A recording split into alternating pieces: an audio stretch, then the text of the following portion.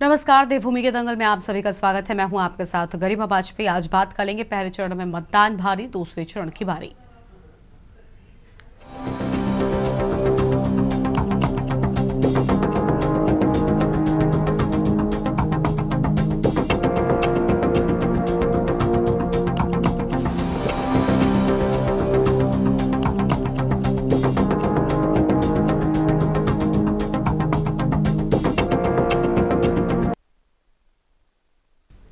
उत्तराखंड में पंचायत चुनाव के पहले चरण के मतदान की प्रक्रिया संपन्न हो चुकी है। बीजेपी और कांग्रेस दोनों ही दलों के लिए ये चुनाव बहुत महत्वपूर्ण है, क्योंकि इसे विधानसभा चुनाव के सेमीफाइनल के रूप में देखा जा रहा है। ग्रामीण मतदाताओं का रुख राजनीतिक दलों के भविष्य को तय करेगा। प्रथम चरण में 49 विकासखंडों में मतदान हुआ, जिसमें 47.74 लाख से अधिक मतदाताओं ने भाग लिया। प्रदेश में हरिद्वार जिले को छोड़कर 12 जिलों में त्रिस्तरीय पंचायतों में छोटी सरकार के गठन की ओर मजबूती से कदम बढ़ाए गए हैं। चुनाव पर बार बार मंडरा रहे आशंकाओं के बादलों के छटते ही मौसम की दुश्वारियों को पीछे छोड़ मतदाताओं ने पहले चरण के मतदान में उत्साह से भाग लेकर राजनीतिक दलों को गुणाभाग के लिए विवश कर दिया है। संख्या बल में राज्य के सबसे बड़े वर्ग यानी ग्रामीण मतदाताओं का समर्थन, जिसके पक्ष में भी झुकाव पंचायतों के साथ ही आने वाले विधानसभा चुनावों में भी उसी दल के हाथों में सत्ता की चाबी रहेगी। इन मतदाताओं के रुख को भांपना आसान नहीं है। इसी कारण बीजेपी और कांग्रेस दोनों ही राष्ट्रीय पार्टियां मजबूती से नजर बनाए हुए हैं। उनकी नजरें मतपेटियों में बंद समर्थित प्रत्याशियों के भाग्य पर टिकी हैं। इन प्रत्याशियों के भाग्य के साथ ही राजनीतिक दलों का भविष्य भी जुड़ा हुआ है। आज इसी मुद्दे पर हम करेंगे विस्तार से चर्चा। खास मेहमानों का पैनल हमारे साथ में होगा और उनके साथ में हम चर्चा को आगे बढ़ाएंगे और जानेंगे कि आखिर इस बार जनता और ग्रामीण किसका साथ दे सकते हैं, क्योंकि इस चुनाव को सेमीफाइनल के तौर पर भी देखा जा रहा है। खास मेहमानों का पैनल हमारे साथ में जुड़ेगा, उनसे भी आपको हम रूबरू कराएंगे और अपनी चर्चा को आगे बढ़ाएंगे।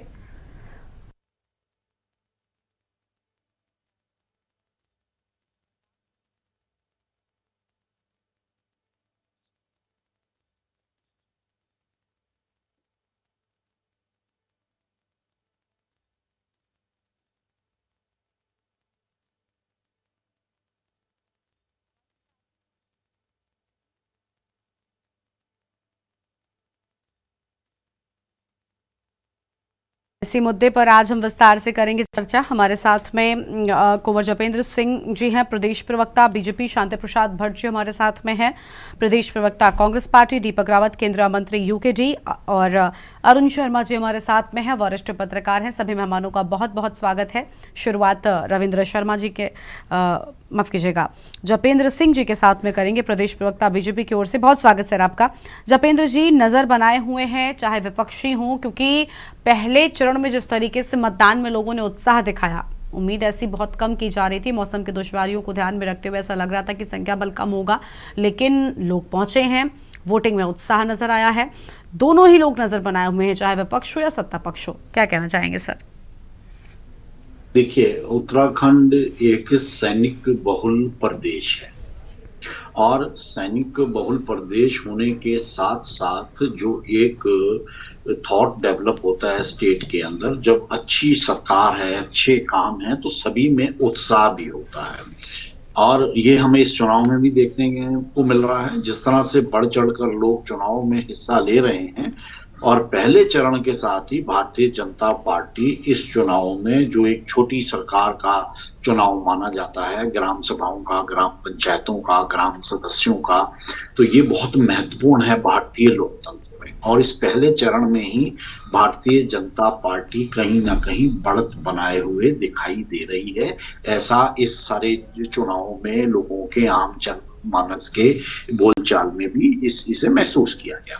और आज भारतीय जनता पार्टी की सरकार है, दूसरी बार भारतीय जनता पार्टी की सरकार को प्रदेश के अंदर प्रदेश की जनता ने चुना है, तो निश्चित तौर पर भारतीय जनता पार्टी की जिम्मेवारियां अलग हैं, काम का प्रेशर भी है और उसी प्रेशर के तहत सम्मानजनक तरीके से जनता के सभी कामों को और विकास के इस पहिए को आगे ले जाने का। और 25वीं वर्षगांठ जो महत्वपूर्ण वर्ष है ये कि पंचायत चुनाव भी है और इसी वर्ष अब अभी हम कुछ महीने बाद अपने प्रदेश की 25वीं वर्षगांठ मनाएंगे। और इस 25वीं वर्षगांठ के साथ ही ये भी आकलन होगा कि 25 वर्ष में उत्तराखंड ने क्या खोया क्या पाया। और वर्तमान सरकार के 4 वर्ष पूरे हुए हैं। स्थिर सरकार पहली बार उत्तराखंड में मिली है। भ्रष्टाचार को लेकर सरकार मुखर है, प्रदेश का मुखिया मुखर है और भ्रष्टाचारियों के खिलाफ कड़े रूप को जनता ने पसंद किया है। और जनता ये उम्मीद लगा रही है कि आने वाले वर्षों में ये जीरो टॉलरेंस की नीति के तहत बिल्कुल भ्रष्टाचार मुक्त वातावरण देने का जो भारतीय जनता पार्टी की सरकार और माननीय मुख्यमंत्री प्रयास कर रहे हैं, हम उसमें कहीं ना कहीं सफल होते हुए दिखाई दे रहे हैं। और इस 25वीं वर्षगांठ में हम अपने आप को जनता के सामने इन्हीं सब चीजों के साथ प्रस्तुत करने भी जा रहे हैं। तो पंचायत चुनाव है आने वाले, अभी दूसरे चरण के चुनाव हैं। दूसरे चरण के चुनाव में भी निश्चित तौर पर भारतीय जनता पार्टी के कामों का आकलन जनता के बीच में है, भविष्य की योजनाओं का आकलन जनता के बीच में है और जो आम उत्तराखंड वासी की भावनाएं हैं, उसकी इच्छाओं और उसके स्वप्नों के अनुरूप जो उत्तराखंड का निर्माण का जो एक कार्य वर्तमान सरकार और मुख्यमंत्री कर रहे हैं, तो हम निश्चित तौर पर उसे पूरा करने में सफल होंगे। और इस 25वीं वर्षगांठ के साथ ही विकसित होते उत्तराखंड में हम एक पायदान और ऊपर होंगे, इसी आशा के साथ हम सब चुनाव में भाग लेने वाले प्रत्याशियों को भी बधाई देते हैं और मतदान करने वाले मतदाताओं को भी। ठीक है, शांति प्रसाद भट्ट जी का रुख कर लेते हैं प्रदेश प्रवक्ता कांग्रेस पार्टी की ओर से। शांति प्रसाद जी, आप क्या कहना चाहेंगे? कांग्रेस पार्टी भी पूरी तरीके से नजर बनाए हुए हैं, अब फैसला जनता के हाथों में पूरी तरीके से, और जनता सहभागिता सबसे बड़ी बात निभा रही है, जिसकी उम्मीद बहुत कम थी। कांग्रेस लगातार कह रही थी कि ऐसे मौसम में चुनौतियां बहुत हैं, सरकार के सामने चुनाव कैसे करा पाएंगे, लेकिन मतदाता लगातार पहुंच रहे हैं मतदान करने के लिए, संख्या अच्छी है। निश्चित रूप से गरिमा जी, ये जो त्रिस्तरीय पंचायत का निर्वाचन है ये विशुद्ध रूप से ग्रामीण निर्वाचन है। और जो आपने मौसम की बात कही है वो अपनी जगह बिल्कुल सही है। अभी भी वो बात जो हमने कही है वो सही है। विपरीत मौसम है और पहाड़ों में इस महीने को अंधेरा महीना कहा जाता है। कांवड़ यात्रा अभी अभी निपटी है, चार धाम यात्रा जारी है और आपदा का सीजन है। ये बात तथ्यपरक है, ये कैलेंडर की बात है, कोई हम झूठ नहीं कह रहे हैं। जो बात है वो सही है। लगातार भारी बरसात जारी है, कल रात से भी पूरी भारी बारिश पहाड़ों में लगातार हो रही है। किस तरह से अधिकारी कर्मचारी अपनी जान को जोखिम में डालकर ड्यूटी कर रहे हैं, मैं उन सबको धन्यवाद देता हूं। पहले चरण के मतदान को उन्होंने सकुशल संपन्न करवाया है, मतदाताओं का भी आभार व्यक्त करता हूं। इसके अलावा आप देखिए गरिमा जी, जो 3 चरण का निर्वाचन है, सदस्य ग्राम पंचायत, प्रधान ग्राम पंचायत, सदस्य क्षेत्र पंचायत, सदस्य जिला पंचायत। सदस्य ग्राम पंचायत का निर्वाचन ही संपन्न नहीं हुआ है। अधिकांश विकास खंडों में 90% सदस्य ग्राम पंचायत पर लोगों ने दावेदारी ही नहीं करी है, उनके नॉमिनेशन ही नहीं भरे गए हैं।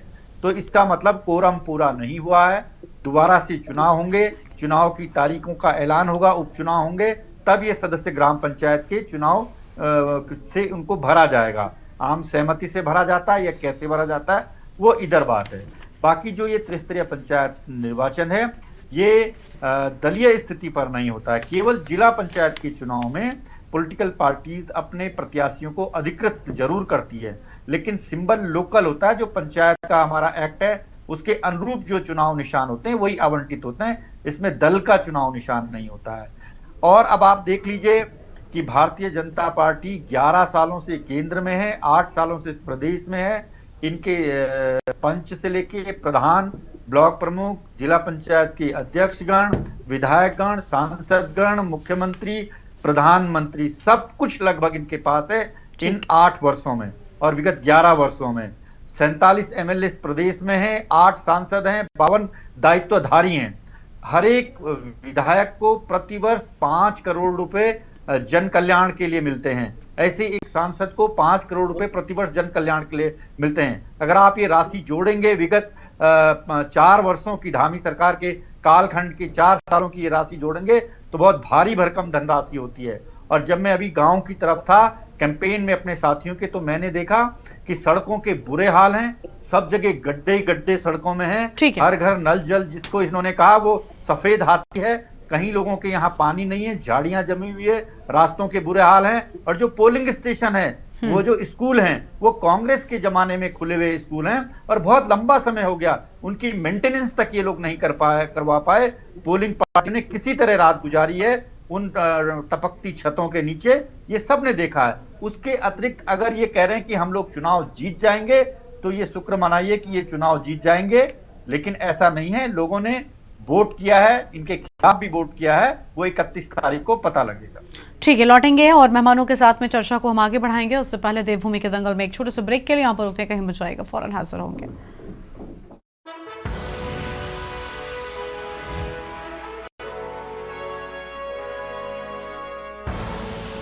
आप देख रहे हैं के न्यूज, खबरों का सारथी।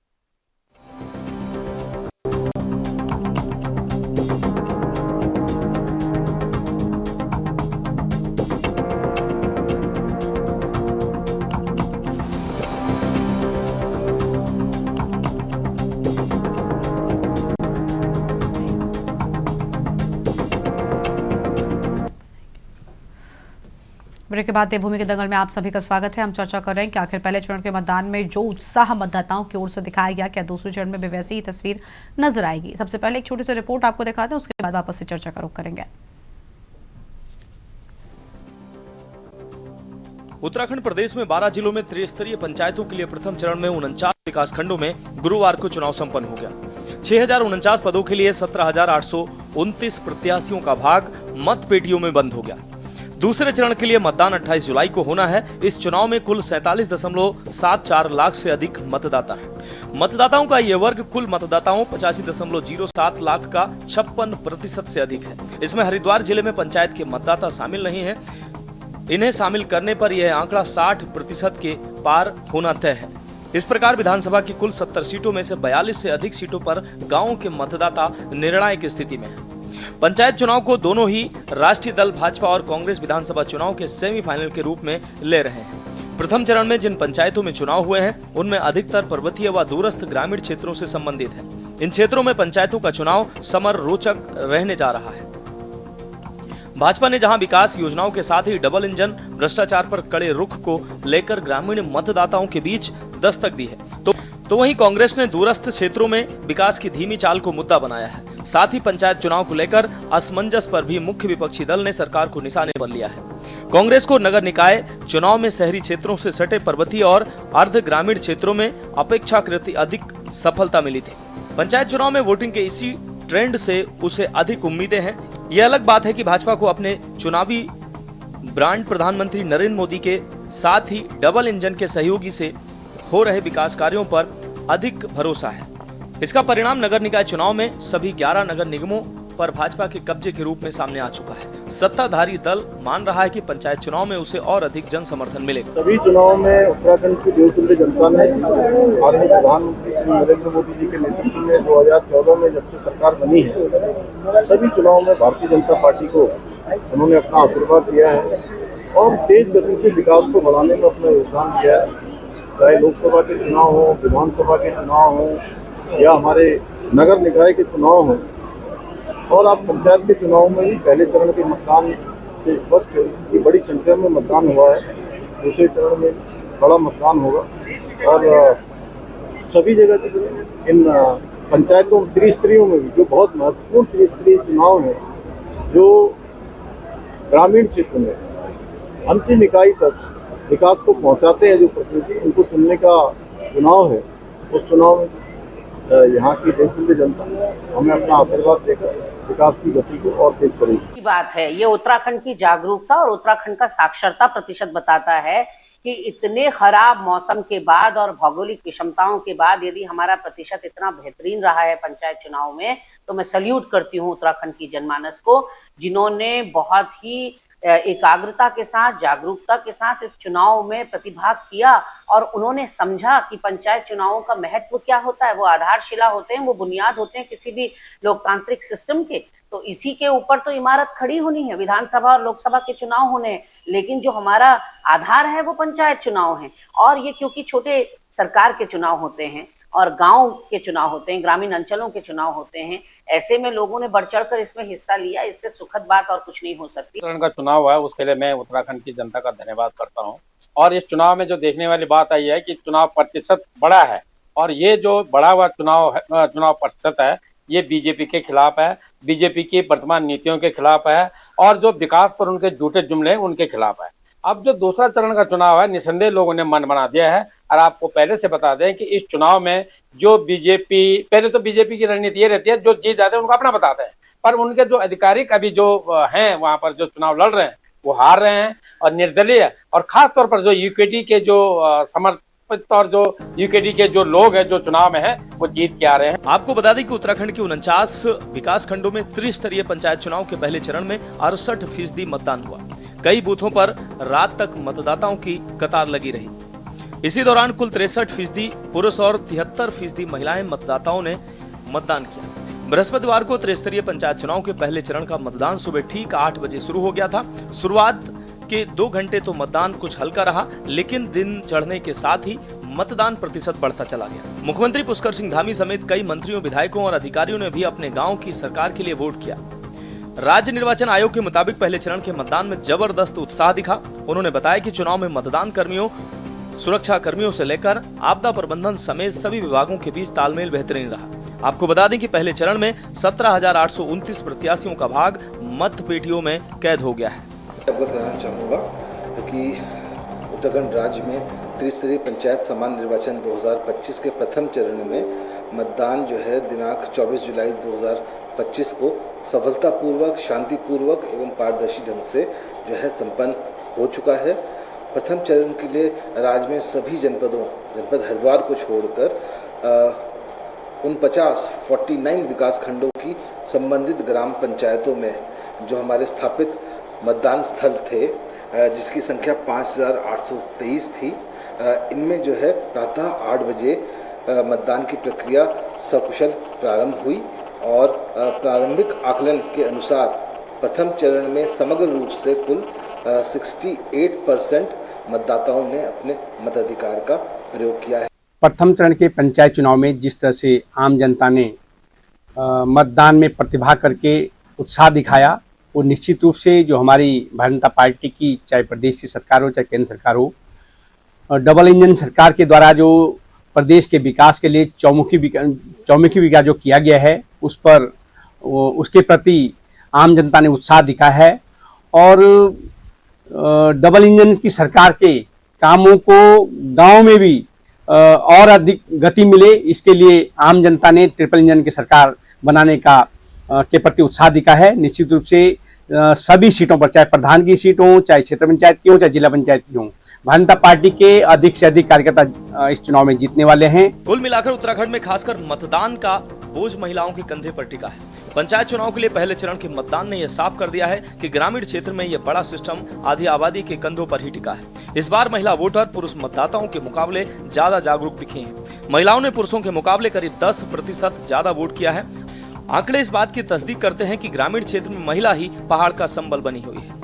12 जिलों में पंचायत चुनाव के पहले चरण में मतदाताओं ने अच्छा खासा जोश देखने को मिला, जिसमें पहले चरण में कुल 49 ब्लॉक में चुनाव में 68% मतदान हुआ। निर्वाचन को उम्मीद है कि 28 जुलाई को होने जा रहे दूसरे चरण में भी महिलाओं की भागीदारी पुरुषों से ज्यादा होगी। 30 जुलाई को ही साफ हो जाएगा कि पहाड़ की ये महिलाएं अपनी छोटी सरकार में किसको चुनती हैं। Uttarakhand desk report. वापस से अपनी चर्चा का रुख कर लेते हैं। खास मेहमान हमारे साथ में लगातार बने हुए हैं। दीपक रावत जी के पास में चलते हैं। केंद्रीय मंत्री यूकेडी की ओर से बहुत स्वागत दीपक जी आपका। दीपक जी क्या कहना चाहेंगे? विपक्ष की एक बात तो गलत साबित हो गई, बहुत तेजी के साथ में आप भी शामिल थे उस चर्चा में। मैं आपसे भी वही सवाल करूंगी कि लोगों का कहना था कि इस मुश्किल हालात में, इस मौसम में मुश्किल होगी चुनावों में, लेकिन ऐसा कुछ हुआ नहीं। मतदाताओं ने उत्साह दिखाया और अगर ऐसे ही तस्वीर रही तो दूसरे फेज में भी बहुत अच्छी तस्वीरें सामने आने वाली है।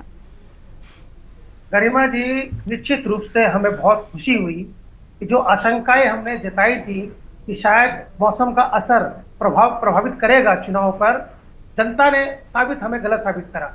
और हमारी शंका जो थी वो जनता के भलाई के लिए थी और जनता ने अपनी भलाई के लिए ही ये कदम उठाया है और बहुत निश्चित रूप से स्वागत योग्य है कि तमाम तरह के आशंकाओं के बावजूद, इतनी विपरीत परिस्थितियों के होने के बावजूद, मौसम की इतनी कठिनाइयों के बावजूद भी वो लोग घर से बाहर निकलकर उन्होंने मत प्रतिशत बढ़ाया है। तो निश्चित रूप से ऐसा लगता है कि यहाँ की जनता जो है, उत्तराखंड की जो जनता है, वो निश्चित रूप से एक बदलाव की तरफ देख रही है और अपने मताधिकार का उपयोग वो करना चाहती है। वो घर पे नहीं बैठना चाहती, वो चाहती है कि व्यवस्था बदले।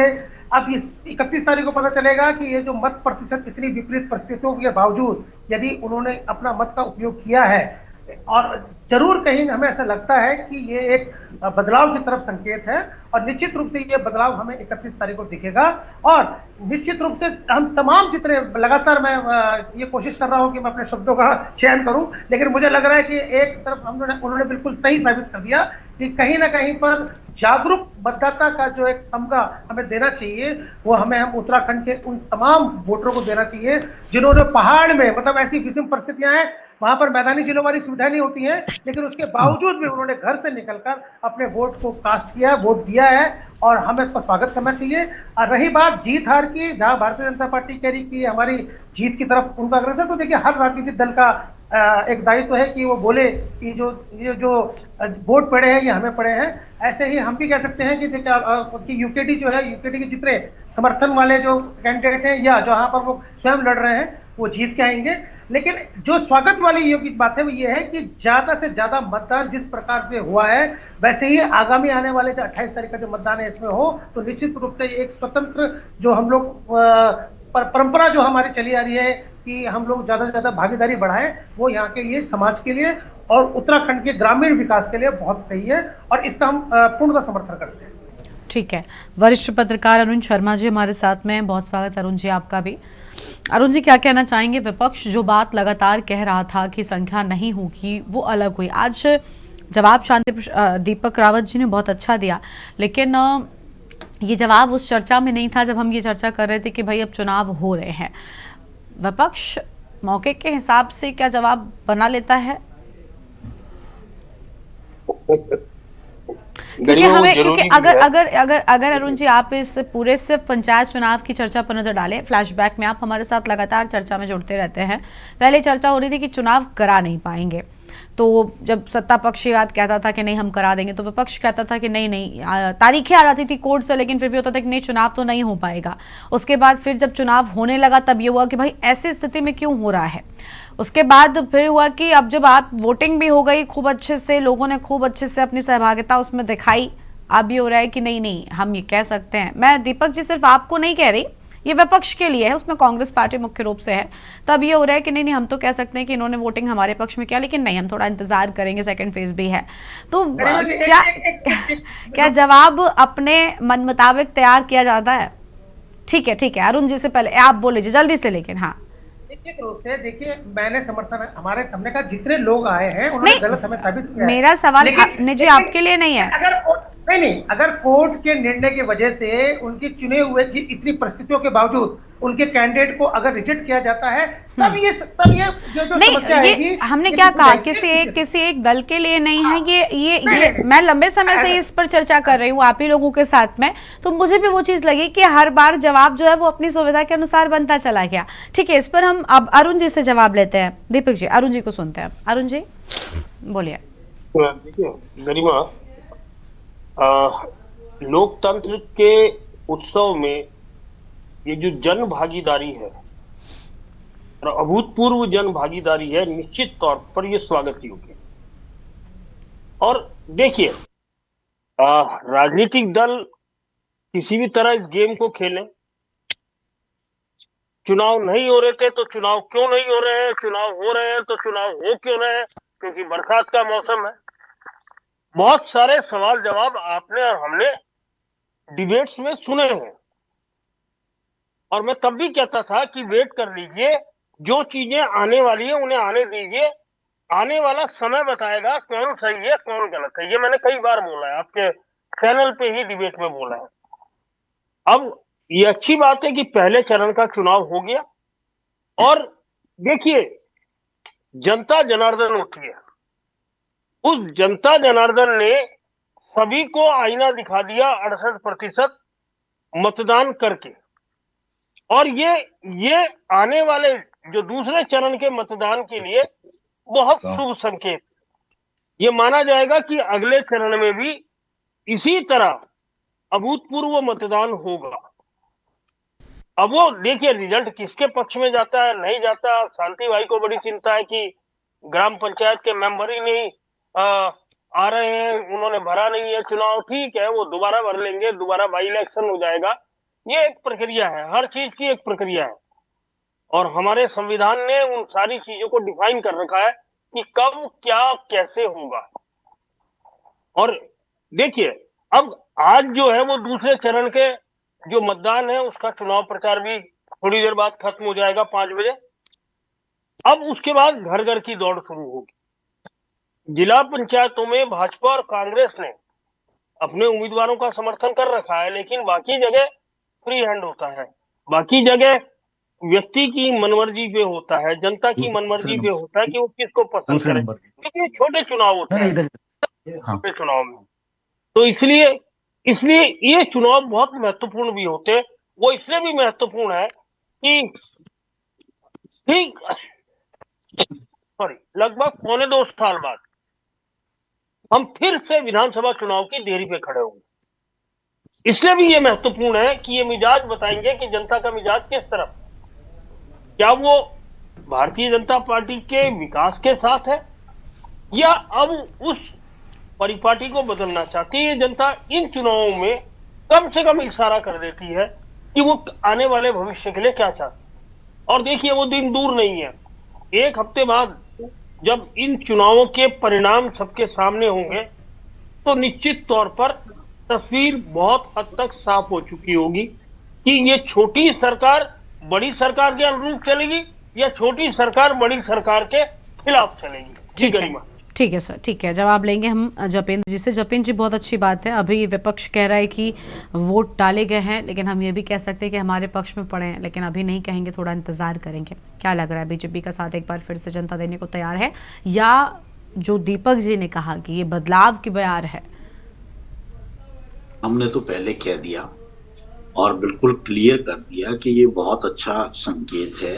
सत्ता पक्ष के साथ और सत्ता पक्ष के कामों को जनता ने जिस तरह से सराहा है, जब चुनाव की प्रक्रिया शुरू होती है, आम जनमानस में एक माउथ ओपिनियन बनना शुरू होता है, तो वहां से इशारा मिल जाता है कि वोटर हमारा किस ओर जा रहा है। और हमारे उत्तराखंड की देवभूमि की जनता, विशेष रूप से हमारे पर्वतीय जनपदों के बहन भाई, जो इतनी विकट परिस्थितियों के बावजूद भी और ऐसे मौसम के बावजूद भी इतनी उन्होंने हिम्मत दिखाई और इतने जोश और जुनून के साथ इन चुनावों में भागीदारी दिखाई, निश्चित तौर पर वो प्रशंसा के पात्र हैं। और प्रशंसा के पात्र होने के साथ साथ ही वो अपने प्रदेश के जागरूक नागरिक हैं, जागरूक वोटर हैं। प्रदेश के प्रति उन्हें अपनी लोकतांत्रिक जिम्मेवारियों का एहसास है और सरकार के अच्छे कार्यों में अपने वोट के माध्यम से सहभागिता के तौर पर उन्होंने ये जो अपना समर्थन दिखाया है, उसका वो आने वाले रिजल्ट तो बता ही देंगे, रिजल्ट बता देंगे, लेकिन आज वो आसार क्लियर नजर आ रहे हैं। और दूसरी तरफ प्रदेश में सरकार भी ऐसी है, मुखिया भी ऐसा है जो आज खुलकर प्रदेश के हितों के लिए किसी भी हद तक काम करने के लिए तैयार बैठा है। ठीक है, इससे विपक्ष की राजनीति बाधित होती है, वो ठीक है, विपक्ष भी राजनीति करने के लिए है, लेकिन 25 वर्षों के इंतजार के बाद उत्तराखंड को एक ऐसा मुख्यमंत्री का मिलना, एक ऐसी सरकार का मिलना और इस 25वीं वर्षगांठ में किए हुए कार्यों को, किए हुए वायदों को निभाने की दृष्टि से निरंतर रात दिन कार्य करते चले जाना, ये भी अपने आप में जनता की पहली पसंद बना हुआ है। और तस्वीर साफ है, परसों फिर चुनाव है दूसरे चरण का, और दूसरे चरण के चुनाव में भी हमारे समस्त उत्तराखंड वासी और पर्वतीय जनपदों के हमारे उत्तराखंडी बहन भाई उसी जोश के और उसी भावना के साथ वोट करेंगे और अपनी सरकार को चुनकर एक छोटी सरकार के माध्यम से बड़ी सरकार को जो एक सपोर्ट देने का और उसे या ये कहिए कि उसे अपने किए हुए वायदों को पूरा करने के लिए एक जो बल देने का काम होता है, निश्चित तौर पर वो उत्तराखंड की जनता और उत्तराखंड वासी करेंगे, ऐसा हमें पूरा भरोसा है। ठीक है, शांति प्रसाद भट्ट जी का रुख कर लेते हैं। कांग्रेस पार्टी के प्रवक्ता हमारे साथ में लगातार बने हुए। शांति प्रसाद जी, कांग्रेस पार्टी के साथ अब तक अगर हम देखें तो देखिए जनता का भरोसा नहीं रहा है हर एक चुनाव में पिछले कई सालों से। अब इस चुनाव को क्योंकि सेमीफाइनल के तौर पर देख रहे हैं तो बहुत महत्वपूर्ण कांग्रेस पार्टी के लिए भी हो जाता है। क्या लग रहा है कि क्या इस चुनाव को वाकई आप सेमीफाइनल के तौर पर कह रहे हैं, नतीजों को क्या उसी लिहाज से मानकर आगे बढ़ेंगे? गरिमा जी, हम प्रमुख विपक्षी दल होने के नाते अपनी बात को मजबूती से रखते हैं। हम इस पर किसी से डरते नहीं हैं, हम क्योंकि संविधान को मानते हैं और मेरे हाथ में संविधान की किताब है। इसका मैं एक सेक्शन 243O आपको पढ़कर सुना देता हूं, जितने विद्वान पैनलिस्ट बैठे हैं उनको भी समझ में आ जाएगा। स्पष्ट लिखा है 243E, duration of panchayat, every panchayat unless sooner dissolved under any law for the time being in force shall continue for 5 years from the date of appointment for it is first meeting and no longer। साफ लिखा है कि 5 वर्ष से अधिक का समय नहीं दिया जाएगा किसी कालखंड के लिए, और आप 8 महीने बाद चुनाव करा रहे हैं। शर्म आनी चाहिए सरकार को, जब अपने को डबल इंजन की सरकार कहती है। एक पंचायत का चुनाव समय से नहीं करा पाई और कहते हैं कि हम एक राष्ट्र एक चुनाव का नारा देते हैं। जी आएंगे आपके पास। पंचायत चुनाव कराने में पसीने छूट गए। इन्हें कहिए अगला सेक्शन भी कराने में, जिसमें अगर देरी हो जाए तो संविधान में क्या प्रावधान है? अधूरी बात ना बताएं, सब सारे आप जो को आगे का सेक्शन भी पढ़िए, बता दूंगा आपको सारी बात। उसमें और उसके अलावा मैं आपके जपेन जी आप थोड़ा सा इंतजार करिए। जपेन जी थोड़ा सा इंतजार कीजिए प्लीज, थोड़ा सा इंतजार कीजिए। और देखिए शांति प्रसाद जी सुनिए, पहले सुनिए। मैंने सवाल आपसे क्या किया था कि भाई सेमीफाइनल है, ठीक है 8 महीने बाद कर, इस पर तो चर्चा हो गई ना। अब तो मतदान पर चर्चा करते हैं, नतीजे आएंगे उस पर चर्चा करते हैं। नहीं लगता कि अब इस पर चर्चा करने का मतलब नहीं है? नहीं, क्यों नहीं मतलब है? आप कोई चुनाव समय से नहीं, अच्छा ठीक है, अब उस चर्चा का क्या महत्व ना हमने खूब उस पर चर्चा कर ली। अब उस चर्चा का क्या महत्व है? क्या आपको नतीजे मायने नहीं रखते हैं? सेमीफाइनल के तौर पर आप उसको बीजेपी भी कह रही, कांग्रेस की पार्टी के भी लोग कह रहे हैं कि भाई हाँ ठीक है इसके नतीजे आगे लेकर जाएंगे, उस पर बात करिए ना। कह रही ना क्या महत्व है, मैं महत्व बता देता हूँ। 6 जुलाई का निर्वाचन आयोग का एक पत्र है, वो बहुत महत्वपूर्ण पत्र है, जो हमारा पंचायती राज अधिनियम 2016 है, उसका सेक्शन 9 सबसेक्शन 13 पर जो वो 6 जुलाई को चिट्ठी देते हैं, जिससे सारे ओहपोह की स्थिति इस चुनाव में बनी। और जो डबल मतदाता वाली बात है वो सब कोर्ट में जाएंगे। इस इलेक्शन के बाद बहुत सारी पिटीशन होने वाली है, इलेक्शन प्रभावित होने वाला है गरिमा जी। इसलिए हम कह रहे हैं, इसलिए हम यूं ही हम नहीं कह रहे हैं, हम इसलिए कह रहे हैं। और हार जीत की बात तो 31 को पता लगेगी। भारतीय जनता पार्टी मुकाबले में रहे तो रहे, हम बहुत सारी सीटों पर जीत दर्ज कर रहे हैं, बहुत तरीके से जीत दर्ज कर रहे हैं। आप देखिएगा करने के लिए आप बीच में बौखलाने से कुछ होने वाला नहीं है। जनता वोट डाल चुकी है, फर्स्ट पेज का डाल चुके। आपके विधायक, सांसद, मंत्रीगणों को जनता ने नकार दिया है इस चुनाव में, उन्होंने कुछ किया नहीं, इसलिए नकार दिया। आप देखिएगा, अभी आप जब रिजल्ट आएंगे फिर देखिएगा, आपके जितने विधायक, सांसद, मंत्री है ना, उनके जितने काम है उनको लोगों ने नकार दिया है और जनता ने आपके खिलाफ वोट डाला है। देखिए किसके खिलाफ वोट डाला है, किसके समर्थन में वोट डाला है, नतीजों के बाद स्पष्ट होगा। एक सीधा सिंपल सा सवाल आपसे शांति प्रसाद जी था, सेमीफाइनल मानेंगे? नतीजों को जब नतीजे आ जाएंगे उसके बाद ये स्वीकार करेंगे कि हाँ जो भी नतीजे आते हैं, नहीं पता, मुझे भी नहीं पता, आपको भी नहीं पता, जपेन जी को भी नहीं पता, जपेन जी आते उसके बाद, लेकिन क्या आप सेमीफाइनल के तौर पर मान रहे हैं? क्योंकि सत्ता पक्ष तो कह रहा है कि भाई अभी सब सामने आ जाएगा, वो कॉन्फिडेंस विपक्ष में क्यों नहीं है? देखिए गरिमा जी, ये निर्वाचन की प्रक्रिया है, इसमें ना कोई फाइनल होता है ना कोई सेमीफाइनल होता है, ये सतत प्रक्रिया है। एक चुनाव संपन्न होता है, दूसरा चुनाव आता है। हमारा देश लोकतांत्रिक देश है, यहाँ चुनाव की प्रक्रिया सतत चलती रहती है। इसमें आप सेमीफाइनल और फाइनल जैसी बात नहीं कह सकते। हाँ, भारतीय राष्ट्रीय कांग्रेस उत्तराखंड, हम हमेशा माननीय न्यायालयों के न्यायिक निर्णयों को और जनता की अदालत से आए हुए निर्णयों को हमेशा सम्मान देते हैं, उनको सर माथे रखते हैं। तो इसमें यह कहना कि हम जनता की बात को नहीं मानेंगे, जब रिजल्ट आएगा उसको नहीं मानेंगे, वो इतर बात है। हम हमेशा जनता के मत का सम्मान करते हैं हम जीतेंगे तो बहुत अच्छा, हारेंगे तो भी हम 24 घंटे राजनीति में, जनसेवा में, हम तो हमेशा जनसेवा में करते हैं। और प्रमुख विपक्षी दल होने के नाते अगर हम खामियां गिनाते हैं तो सत्ता पक्ष को इसमें अहंकार नहीं दिखाना चाहिए, उनको गुस्सा नहीं होना चाहिए, बल्कि उनको पॉजिटिव लेना चाहिए और गुणात्मक सुधार करना चाहिए। यही तो हम हमेशा कहते हैं। और लोकतंत्र तो गरिमा जी लोकलाज से चलता है, अगर लोकलाज नहीं है तो फिर किस बात का लोकतंत्र। ठीक है, जपेन जी कुछ कह रहे हैं, आप बोले जपेन जी। ये रिकॉर्ड रखिएगा आप हमारे कांग्रेस के साथी प्रवक्ता के जो लास्ट हाँ, की ये लाइनें हैं, ये रिकॉर्ड के तौर पर काम आनी चाहिए। अगर लोक लाज, जनता की चिंता, जनता के मन भावों को और कानून मैं जपेंद्र जी उदाहरण, लोक लाज का उदाहरण गरिमा जी मैं दे देता हूँ, लोक लाज का उदाहरण दे देता हूँ। मेरे जिले, देखिए शांति प्रसाद जी एक एक करके बोलिए, एक एक करके बोलिए प्लीज, आप लोग एक एक करके बोलिए प्लीज। शांति प्रसाद जी और जपेन जी एक साथ मत बोलिए। बात कहिए ना तो मैं इनको बता दूं, मैं इनको शांति प्रसाद जी अभी आप बोल रहे थे ना, तो वो बीच में नहीं बोले। प्लीज शांति प्रसाद जी आप थोड़ी देर के लिए, इसके बाद मैं फिर लौट आऊंगी। प्लीज सर, प्लीज विनती आपसे। गरिमा जी, हाँ, अगर जो अभी हमारे साथी प्रवक्ता ने लास्ट का एक पैरा बोला ना, अगर वास्तव में ये कांग्रेस का ये चरित्र होता तो 3 साल तक इस देश में इमरजेंसी ना लगी होती। इस देश में 3 वर्षों तक, 36 महीनों से अधिक तक वो काला अध्याय ना लिखा जाता जो वो तो अभी भी लगी है, वो तो अभी लगी है, वो तो अभी भी लगी है, अप्रत्याशित रूप से है, लेकिन है वो तो अभी भी है। व्यवस्थाओं को तार तार करने वाला चरित्र, ये लोग तो 11 सालों से आपातकालीन तो है देश में, और है क्या? वोट को बाधित करने वाला तंत्र जो है आज ये देश में बेनकाब हो चुका है, इसलिए इनके अंदर कॉन्फिडेंस नहीं है। कॉन्फिडेंस कहां से आएगा? सालों से अघोषित आपातकाल है देश में, लोग समझ रहे हैं इस बात को। पुरानी पीढ़ी जो इन्हें सत्कार देती थी आज वो भी इनसे छिटक चुकी है, क्योंकि उन्हें भी असलियत समझ में आ गई है। तो कॉन्फिडेंस कहां से? लोगों को असलियत समझ भाई, 9 हिमालय राज्यों में पहले नंबर पर यौन शोषण में उत्तराखंड है, महिला अपराध में पहले नंबर पर है, लोग समझ चुके हैं ना। देशवासियों का मखौल उड़ाने से नहीं, तुष्टीकरण की राजनीति से नहीं, इसलिए आज कांग्रेस जनों का कॉन्फिडेंस कहीं नजर नहीं आ रहा। और वो कॉन्फिडेंस है, आप चिंता न करिए, को देने का काम किया है तो देवभूमि की जनता ने किया है। सभी मृतकों को दरकिनार कर दोबारा सरकार बनाई और इन चुनावों में जिनको आपके मंत्री ने गाली दी हाउस में, जिनको आपके मंत्री ने गाली दी हाउस में, उत्तराखंड वासियों को, पहाड़ के लोगों को, उस रास्ते पर सरकार और मुखिया निरंतर आगे बढ़ रहे हैं, इसलिए ये कॉन्फिडेंस नजर आ रहा है। ठीक है, ठीक है।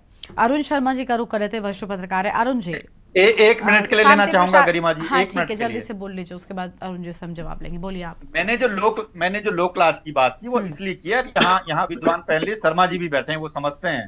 तो मैंने इसलिए कहा कि हमारे टिहरी जिले की एक सीट है अखोड़ी सीट, उस पर 10 लोगों ने नामांकन किया, 8 लोगों के नामांकन पत्र इसलिए रिजेक्ट कर दिए गए कि उनके 2 जगह नाम थे, और जो भारतीय जनता पार्टी की अधिकृत प्रत्याशी थी उनकी 3 जगह नाम थे, उनके खिलाफ भी शिकायत थी, उनका नामांकन रद्द नहीं किया। तो ये लोक लाज नहीं तो और क्या है? ठीक है, देखिए ये सारी लड़ाइयां तो आपको निर्वाचन के सामने लेकर जानी होगी, होके आ गई है। ठीक है, ठीक है। अब अरुण जी से हम जवाब लेते हैं। अरुण जी, अभी आपने सुना शांति प्रसाद जी को, इनके सवाल का भी जवाब अगर आप देना चाहें। और दूसरा ये कि देखिए राजनीति शुरू हो गई है, सबसे बड़ी बात मुझे ये लगी सर, बॉडी लैंग्वेज बहुत मैटर करती है राजनीति में। बीजेपी इस बात को कह रही है कि भाई हाँ ये विधानसभा का सेमीफाइनल है और हम मान रहे हैं, लेकिन कांग्रेस पार्टी के प्रवक्ता ने आज इस बात को मानने से इनकार कर दिया। वो कहने भाई लोकतंत्र में ठीक है, ये हम भी जानते हैं कि हर एक के बाद एक चुनाव आता रहता है, विधानसभा के सेमीफाइनल के तौर पर तो देखा जा रहा है ना कि जनता का मूड, जनता का रुख किस ओर समझ में आता है। क्या पहले से भाप जाते हैं स्थिति को, नतीजों को? होता यही है गरिमा। हाँ। एक्चुअली क्या है, जब आप फील्ड में जाते हैं या अपने जब आपके कार्यकर्ता फील्ड में उतरते हैं तो रिपोर्ट देते हैं, और उन रिपोर्ट से ये तय हो जाता है कि हवा का रुख किस तरफ, और उसके बाद से स्टेटमेंट चेंज हो जाते हैं। मुझे तो पिछले विधानसभा चुनाव याद है, हमारे बहुत सारे ऐसे जिनकी जीत की संभावना बहुत ज्यादा थी, तो उन्हें चुनाव पार्टी ने भी पैसा दिया और कांग्रेस ने भी पैसा दिया। अब आप लगा लीजिए कि वो किस लिए दिया। इसलिए तो दिया कि जब सरकार बनेगी और मान लिया कम मार्जिन से इधर उधर होता है मामला, तो कम से कम उस विधायक का समर्थन मिल सके, इसीलिए तो करते हैं ये काम। तो ये ऐसे ही काम देखिए इन चुनाव में भी हो रहा है कई जगह।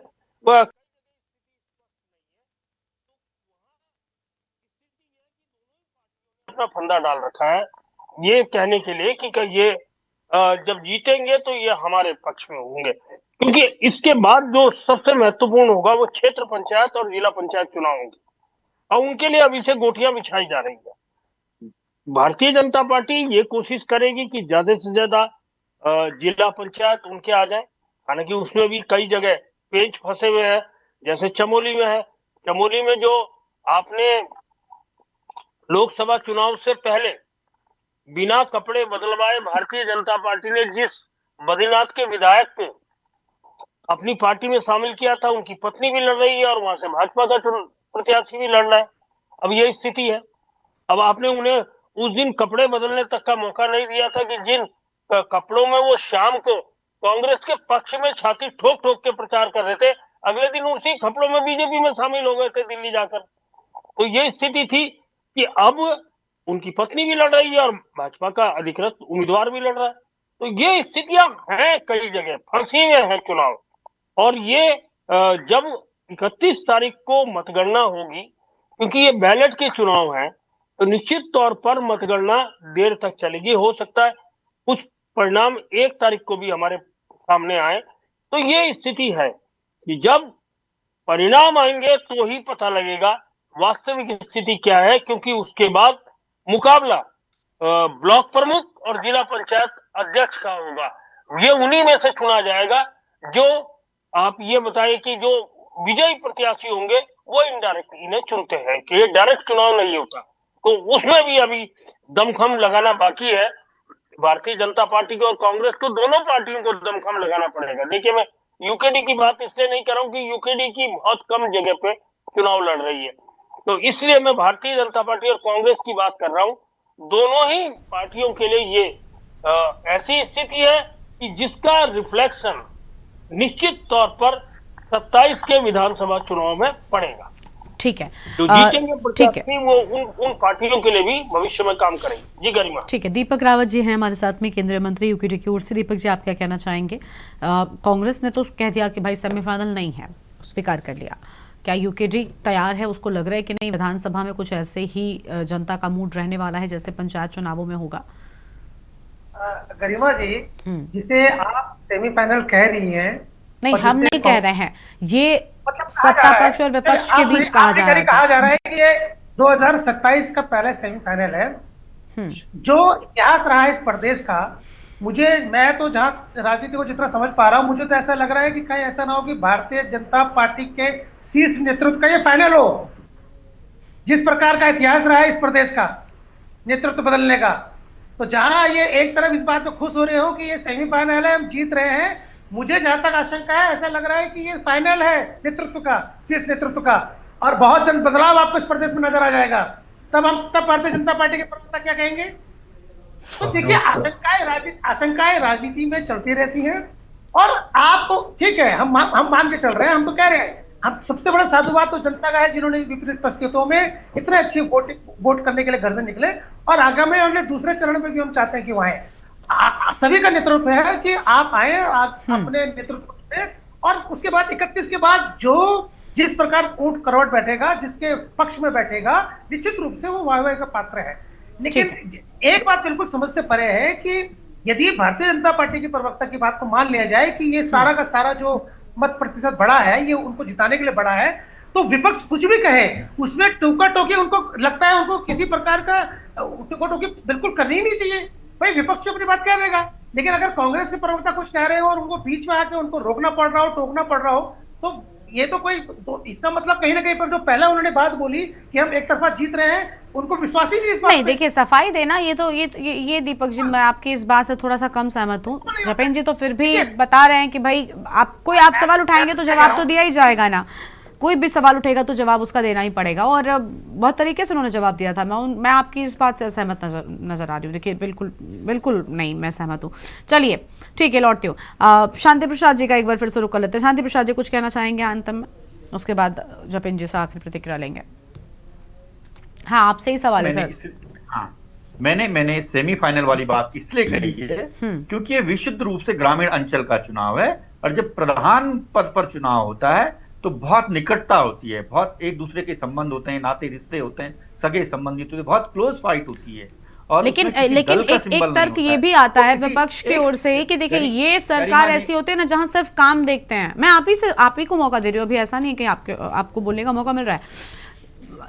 लोग काम देखते हैं और कहते हैं कि पहाड़ों में तो और ज्यादा, क्योंकि काम पहाड़ों तक उतना पहुंचता नहीं है मैदानी इलाकों के अपेक्षा। गरिमा जी, मैं वही कह रहा हूं कि ये इलेक्शन पंचायत का बहुत विशुद्ध रूप से आपसी तालमेल का इलेक्शन होता है। इसमें सदस्य ग्राम पंचायत, प्रधान ग्राम पंचायत और सदस्य क्षेत्र पंचायत किसी दल विशेष का प्रत्याशी नहीं होता है, वो बिल्कुल लोकल लेवल पर होता है। बल्कि मैं अगर खुले मन से कहूं तो वो किसी दल का ठप्पा अपने पे नहीं लगा देखना चाहता है, क्योंकि उसके डर होता है कि जो दूसरे दल का भी मुझे वोट कर रहा है वो कहीं गलती से, अगर मैंने ये कह दिया मैं अमुक दल का हूं तो मुझे वोट ना करे, इसलिए वो बचते हैं इन बातों को लेकर। लेकिन देखिए तब आती है गरिमा जी, मैं देखिए वो होता है चुनाव से पहले लोगों के मूड जानने के दौरान आते हैं, जब वो जीत जब वोटिंग होती है ना, चाहे प्रधानी का चुनाव, पंचायतों का जो जिनका आप जिक्र कर रहे हैं, शहरों में ऐसे ही कहते हैं कि पार्षदी का चुनाव, लोग सामने कभी किसी भी चुनाव में नहीं बोलते। बहुत लोकसभा चुनाव हो, विधानसभा हो, तो लोग खुलकर नेताओं का या दलों का समर्थन करते हैं। मैं मानती हूं आपकी इस बात से, लेकिन देखिए गुप्त मतदान का फायदा क्यों है, क्यों ये कराया गया, ये तो बहुत आम सवाल है। इसीलिए कि आप अपनी मर्जी से जिसे चाहे वोट दे सकें। पार्षदी का चुनाव गरिमा जी अलग चुनाव है, वो शहरी मतदाता है। नहीं, मैंने एक एग्जांपल दिया, वही स्थिति शहरों में भी स्थिति वैसी होती है। ऐसा नहीं होता है जब पार्षदी का चुनाव होता है सब लोकल स्तर के नेता होते हैं। हम कह रहे हैं कि ये सेमीफाइनल नहीं है। सेमीफाइनल इसलिए नहीं है, अभी बहुत सारा पानी बहना बाकी है, 5 मंत्री पद भरे जाने बाकी हैं। भाजपा की जैसी परंपरा रही है मुख्यमंत्री बदलने की, तो संभव है मुख्यमंत्री भी बदलें। तो बहुत सारी चीजें अभी अप्रत्याशित है। अरे ये तो बहुत दूर की बातें हो गई। चलिए ठीक है, जपेन जी से अब हम जवाब ले लेते हैं। जपेन जी से आखिरी जवाब, ठीक है। कितनों के खारिज होंगे, कितनों के, ये बहुत सारी बातें। जपेन जी क्या कहना चाहेंगे आप? बीजेपी तैयार है और क्या इस पहले फेज की वोटिंग में जो संख्या बढ़ी इससे खुश है? क्योंकि आपने कहा भी कि हमारे समर्थन में है और अच्छे तरीके से, अच्छे मार्जिन से हमको जीत मिलेगी। बिल्कुल, हम बिल्कुल खुशी का इजहार करते हैं और अभी अपने सभी विपक्षी साथियों के सामने इजहार करते हैं कि ये बढ़ते हुए प्रतिशत का निश्चित तौर पर सरकार के कार्यों को लाभ मिलने जा रहा, और इससे भी ज्यादा बढ़कर खुशी हमें है, इस बात की खुशी है खतरनाक है विपक्ष को अपनी चिंता, जनता की चिंता, प्रदेश की चिंता ना होकर इस बात की चिंता सताती रहती है कि भारतीय जनता पार्टी में कब क्या निर्णय होना है, कैसे होना है, कौन कहां जाएगा। ये इतिहास रहा आपका इतिहास रहा, इसी सोच में उलझे रहे हैं। ठीक है, आपको हमें जनता भी जानती है कि आपको ना प्रदेश की चिंता है, ना प्रदेश के विकास की चिंता है, ना प्रदेशवासियों की चिंता है। आप केवल और केवल भारतीय जनता पार्टी की चिंता करिए। सारी चिंता आपको है। भारतीय जनता पार्टी की सरकार कर रही है, भारतीय जनता पार्टी का मुखिया ये चिंताएं कर रहा है। आप केवल और केवल अगर आपको चिंता होती तो उत्तराखंड महिला अपराध में पहले नंबर पर नहीं होता। अगर आपको चिंता होती, ठीक है देखिए आप लोग एक साथ बोलेंगे ऐसे तो फिर कैसे चलेगा? शांति प्रसाद जी प्लीज सर, विनती है थोड़ी देर के लिए आप। हाँ जपेन जी जल्दी से कंप्लीट कीजिए आप। इतने नम्र शब्दों में इन्हें बधाई दी कि भारतीय जनता पार्टी में पर्दे के सामने क्या हो रहा है, पर्दे के पीछे क्या होने वाला है, आप इस आकलन में और इस भूमिका में अपने आप को रखिए, बहुत अच्छी बात है। और प्रदेश की चिंता, प्रदेश के विकास की चिंता, प्रदेश को आगे ले जाने की चिंता करने के लिए भारतीय जनता पार्टी की सरकार है, भारतीय जनता पार्टी का मुखिया है, और हम यकीन दिलाते हैं कि हम जो कुछ करना चाह रहे हैं प्रदेश वासियों की सोच के अनुरूप, उत्तराखंड वासियों के अनुरूप, उत्तराखंड के निर्माण की दिशा में भारतीय जनता पार्टी की सरकार और मुखिया के कदम इसी तरह से निरंतर आगे बढ़ते रहेंगे। ठीक है चलिए, बहुत शुक्रिया आपसे मेहमानों का हमारे साथ चर्चा में आने के लिए। उम्मीद यही है कि मुकाबला सेमीफाइनल जैसा हो या फाइनल जैसा, लेकिन मतदान प्रतिशत जो है वो बढ़ना काफी अच्छी बात है। लेकिन ये मतदान किसके पक्ष में हुआ है तो नतीजों के साथ ही स्पष्ट हो सकेगा। देवभूमि के दंगल में इतना ही। आप देखते रहिए न्यूज़ इंडिया। नमस्कार।